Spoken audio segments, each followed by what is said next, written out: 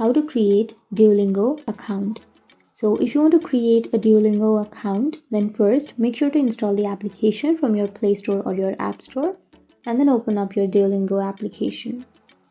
So simply tap on Get Started, and now tap on Continue, and then again Continue. And here you need to choose a language which you would like to learn, and then tap on Continue, which is on the bottom. And how did you hear about Duolingo? So I'll be choosing Other, and then Continue, and choose your appropriate option, and then go for Continue. So simply enter all of these answers and go for Continue.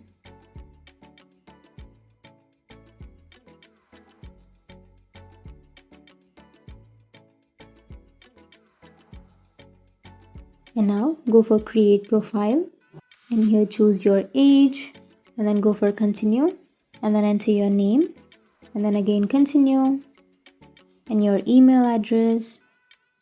And now you need to create your password, and after that tap on Create Profile, and that's it. Go for Continue again, and now your profile has been created. So that's how you create your Duolingo account. And if you have any questions, feel free to comment below. Thanks for watching.